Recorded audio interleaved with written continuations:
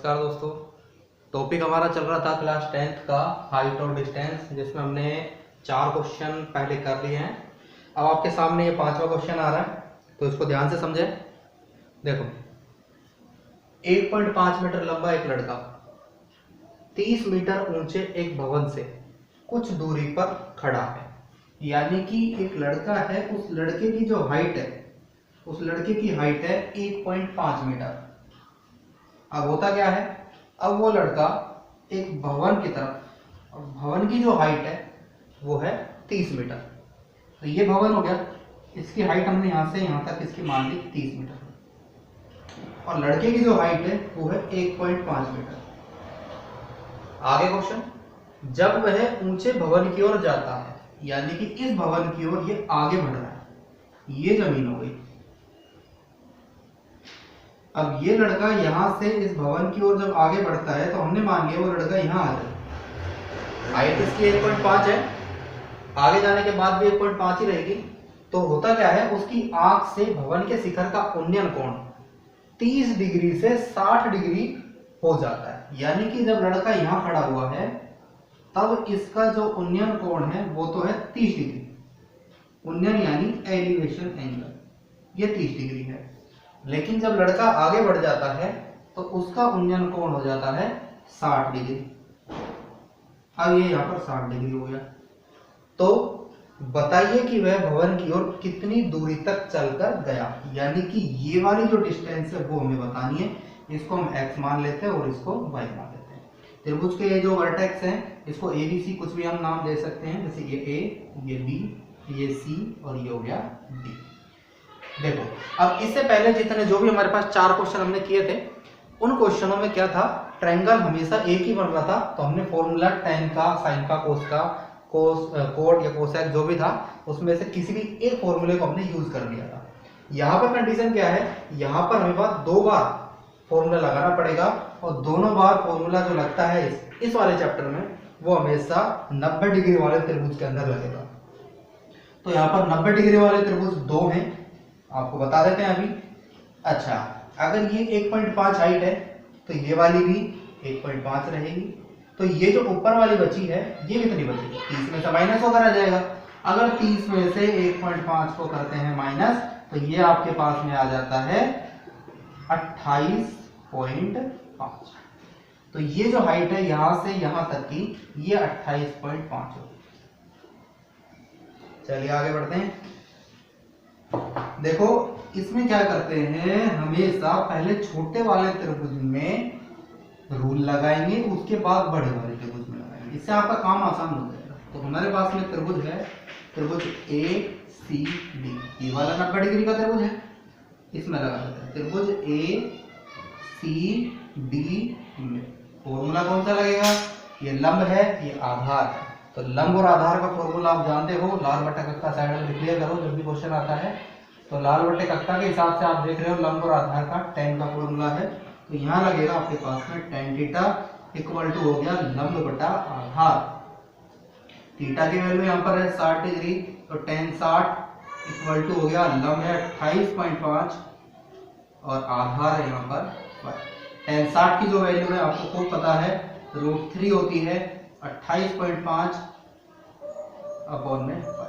Cross multiply करेंगे तो y equal to आ जाएगा 28.5 और बटे में √3। tan 60 की वैल्यू हमने रखी √3। आपको tan की सारी वैल्यू हमने लिखा रखी है। tan 0 की वैल्यू 0 होती है, 30 की वैल्यू 1/√3 होती है, 45 की वैल्यू 1 होती है, 60 की वैल्यू √3 और 90 की वैल्यू इंफिनिटी होती है। बताया हुआ है आपको। इस वाले चैप्टर में हमेशा ये तीनों वैल्यू यूज होंगी, 0 डिग्री और 90 डिग्री यूज नहीं होगा।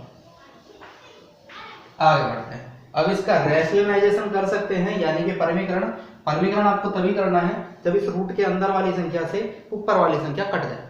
देखो कट रही है नहीं, अगर 3 से इसको काटा जाए तो ये आराम से कट रहा है।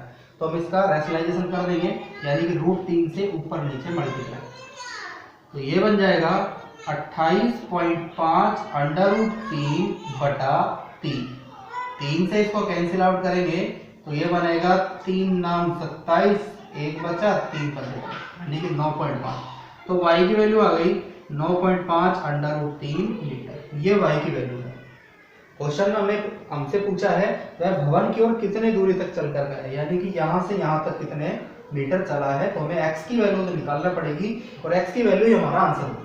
तो बड़े वाला त्रिभुज अब की बार इसमें है त्रिभुज ABD। ध्यान से देखो ABD इस वाले ट्रायंगल में लगेगा। तो इसमें भी tan का फॉर्मूला, क्योंकि लंब और आधार है तो tan थीटा इक्वल टू लंब बटा आधार। थीटा की वैल्यू यहाँ पर है आपकी बार 30 यूज होगा, इक्वल में लंब है 28.5 और आधार है कंप्लीट माना जाएगा x प्लस वाई। tan 30 की वैल्यू अभी आपको बताई थी 1/√3 इक्वल टू 28.5 बटे में x plus y. Cross multiply करेंगे तो x plus y equal to 28.5 √3। y की वैल्यू आंसर जो आया हमारे पास उसको रख देंगे तो x प्लस 9.5 √3 इक्वल टू हो गया 28.5 x इक्वल में आ जाएगा 28.5 √3 माइनस 9.5 √3, यानी कि 28.5 में से 9.5 घटा लो। तो 28 में से 9 अगर आप घटाते तो आपके पास आ जाता है 19 और 19 √3 मीटर।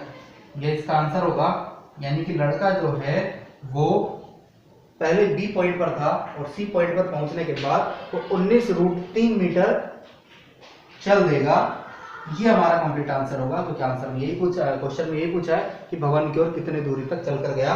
तो भवन की ओर वो 19 √3 मीटर की दूरी पर चलकर गया। तो ये आपका क्वेश्चन का आंसर है, देख लीजिए। नेक्स्ट क्वेश्चन आपके सामने है, एक बार क्वेश्चन को अच्छे से पढ़ लें कि भवन के एक बिंदु से एक 20 मीटर ऊंचे भवन के भूमि के एक बिंदु से एक 20 मीटर ऊंचे भवन के शिखर पर लगी एक संचार मीनार के तल और शिखर के उन्नयन कोण क्रमशः 45 डिग्री और 60 डिग्री है। तो मीनार की ऊंचाई ज्ञात करनी है। यानी कि कहने का मतलब है अब की बार क्या है, देखो भूमि के एक बिंदु से, जैसे मान लो ये आपकी भूमि है, जमीन हो गई, धरातल हो गया, इस पर ये कोई बिंदु है, इस बिंदु से 20 मीटर ऊंचे भवन के शिखर से 20 मीटर, यानी कि ये भवन हो गया, इसकी जो हाइट है वो है 20 मीटर यहां तक। अब इसके ऊपर एक संचार मीनार लगे हुए हैं, यानी कि जो कनेक्टिविटी के लिए जो भी इंस्ट्रूमेंट हम लगाते हैं उसको संचार मीनार यहाँ पर बोल दिया गया है। तो इसकी जो हाइट है, हाँ, इसका जो तल है वो ये है और इसकी जो शिखर पॉइंट है यानी टॉप पॉइंट, पीक पॉइंट जो है वो ये वाला है। उन्नयन कोण क्रमशः 45 डिग्री और 60 डिग्री है, यानी इस पॉइंट का एक तो ऊपर और एक नीचे। अब आप खुद समझदार हो, 45 डिग्री और 60 डिग्री का पता करना है कि कौन सा 60 कौन सा 45। तो देखिए ये छोटा वाला जो होगा ये तो 45 होगा और ये जो बड़ा होगा ये 60 होगा। अब मीनार की ऊंचाई हमें बतानी है, मीनार की ऊंचाई हमें बतानी है, यानी कि संचार मीनार की ऊंचाई, यानी कि इसकी हाइट हमें बतानी है। इसकी हाइट यहाँ पर देनी रखी, इसको चाहे h मान लो चाहे x मान लो, आप कुछ भी मान सकते हो। तो हाइट की जब भी बात आए तो मैं h मानता हूँ, तो आप अपने हिसाब से मान सकते हो। इस धरातल को हमें x मानते हैं, नाम इसका a b c और ये रख दिया d। अब फिर वही बात देखो, जब भी दो वेरिएबल आ जाता है फॉर्मूले दो बार लगेंगे, तो दोनों बार हमें लगाने पड़ेंगे। पहले छोटे वाले ट्रायंगल में लगा लेंगे, उसके बाद बड़े वाले ट्रायंगल में लगाएंगे। तो छोटा वाला जो ट्रायंगल है वो है BCD, ये रहा, ये 90 डिग्री वाला त्रिभुज है, राइट एंगल्ड ट्रायंगल। तो इसमें हम फॉर्मूला लगाते हैं कि ट्रायंगल BCD में वही tan का फॉर्मूला लगेगा। आपको बता दिया कि इस एक्सरसाइज में ज्यादातर tan के फॉर्मूले लगेंगे और तरीका भी आपको बता दिया कि कब कौन सा लगता है। देखो लंब और आधार दे रखा है, लाल बटे कक्का में देखकर आप फॉर्मूला लगा। तो tan थीटा बराबर लंब बटा आधार हो गया। थीटा की वैल्यू यहाँ पर है छोटे वाले ट्रायंगल में देखनी है, 45 डिग्री है, तो tan 45 इक्वल में हो गया लंब 20 और आधार यहाँ पर है x। tan 45 की वैल्यू आप जानते हो 1 होती है, तो 1 इक्वल टू हो गया 20/x, क्रॉस मल्टीप्लाई करेंगे तो x इक्वल में आ गया 20 मीटर। अब ये हमारा आंसर नहीं आया, हमारा आंसर होगा जो h की वैल्यू है वो हमारा आंसर होगा। तो अब फॉर्मूला हम लगाएंगे बड़े वाले त्रिभुज में, यानी कि त्रिभुज ABC में वही लगेगा लंब और आधार का, तो tan थीटा इक्वल में लंब बटा आधार, थीटा की वैल्यू अब की बार 60 डिग्री इक्वल में लंब हो गया 20 प्लस h और आधार हो गया इसमें x। वैल्यू tan 60 की √3, 20 प्लस h, x की जो वैल्यू है वो है 20, क्रॉस मल्टीप्लाई करेंगे तो 20 प्लस h, इसके नीचे कुछ नहीं एक लगाते हैं क्रॉस मल्टीप्लाई करते हैं 20√3, तो h इक्वल में हो गया 20√3, ये 20 उधर जाकर हो गया माइनस, तो h इक्वल में अब यहाँ पर कॉमन निकाल देंगे 20, आ जाएगा आंसर √3 माइनस, इसको चाहो तो ये तोड़ सकते हो या फिर √3 की वैल्यू रख दोगे। √3 का जो मान होता है वो होता है 1.732, तो इसके आप आगे कैलकुलेशन कर लेना। √3 का मान 1.732 रखकर एक माइनस हो जाएगा और 20 से गुणा हो जाएगा, तो आपका आंसर आ जाएगा।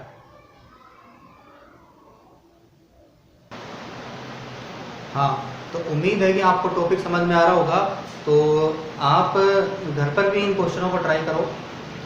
आपको मैं बता देता हूँ 10th क्लास CBSE के अंदर ये जो एक्सरसाइज है वो एक्सरसाइज नंबर 9 है और RBSE के अंदर ये एक्सरसाइज नंबर 8 है। तो आप इन क्वेश्चनों को घर पर करके देखो, और आपको अगर कोई किसी भी क्वेश्चन में अगर प्रॉब्लम आती है तो आप कमेंट बॉक्स में उस क्वेश्चन नंबर को डाल दें और RBSE और CBSE उसके साथ में अटैच कर दें कि RBSE का कौन सा क्वेश्चन है और CBSE का कौन सा क्वेश्चन है। आप जो भी क्वेश्चन डालोगे अगले दिन आपको उसका सॉल्यूशन मिल जाएगा। तो आज के लिए इतना ही, धन्यवाद।